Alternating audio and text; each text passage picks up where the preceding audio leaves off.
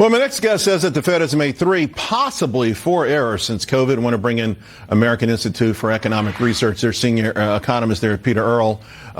Pete, let's go through them, because the 3 for sure: A, opening the monetary floodgates to begin with; B, allowing inflation to follow; and C, delaying their response. Now, the monetary floodgates, do we give them any slack there, considering, everyone's saying this is a once in a century epidemic, a pandemic? We didn't know what was going to happen, but people couldn't go to work, and everyone had to come. The federal government was printing nonstop, and they created a number of, I don't even know how much the money.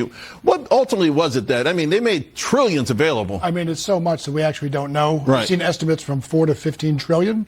And there's another factor, too, and that is not just that they flooded the economy with so much money, but in such a short amount of time. Right. Because the rate at which the money supply expands has an influence on prices. So that's the factor. It's so funny you say that, because at my house, right, I've got amazing drainage. But when some of these storms lately, right, so much rain comes in such a short period of time that the basement gets flooded. And there's right, nothing you can do about it. Right. And that's sort of what the Fed did. That's essentially it, yeah. So when that much money hits the economy in that short amount of time, what it does is it rushes into all sorts of goods and services, pushes prices up. We also had at that time, of course, because of lockdowns, we had basically nobody working, right? We had the supply chain issues. So that amount of money would have been impactful anyway. Right. But in the economy that it hit, it just drove prices up like mad. Right. Then you're getting STEMI checks, you're getting all this stuff, and everyone's sitting at home just ordering stuff online. Yep. Next thing you know, every ship in the world got backed up. Right.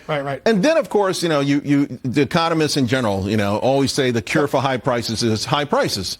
So, listen, he's not a classically trained economist, but Jay Powell initially thought the cure for high prices would be high prices. Right. So he underestimated the problem. Yeah, and the Fed called it transitory, right, thinking that it would go away, and it didn't. And so for that reason, they lost, I would say, since inflation really started in January of 2021, we really started to notice it at the end of 2021.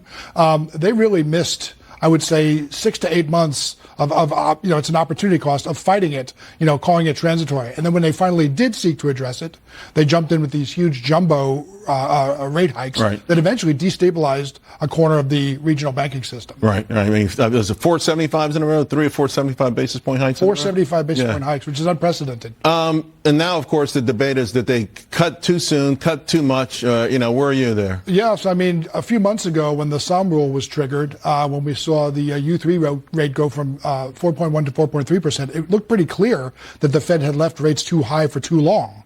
Now, the Fed has done the 50 basis point cut, and in the last week we've seen a higher than expected non-farms payroll number, and also, a CPI number yesterday, which wasn't great. There was some stickiness. So, the argument could be made there, and we need more data, but the argument could be made that they moved too soon. So it's a carnival of errors for the Fed these days. You wrote this really amazing piece, and you talked about inflation's hitting toll on food. We saw egg prices up again yesterday, but you added food and traditions. Talk to us about that. So long after the prices of food rise, people are struggling to make ends meet. Especially people who maintain traditions. Usually they're on a fixed income. Sometimes they're elderly.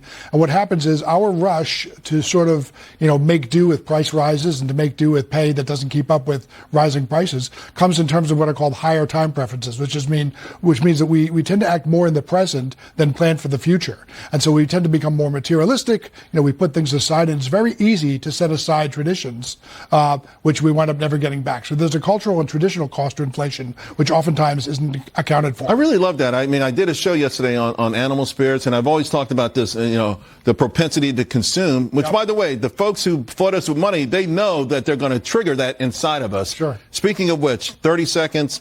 You've got one major concern, your top concern about this election next month. Yeah, it's this idea that if one particular party gets in office, they're going to put in place taxes on unrealized capital gains.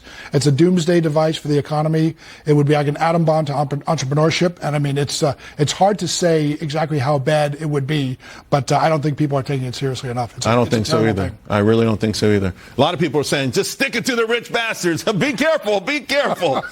Thanks. Great work, Pete. Thanks for having me. All right, folks.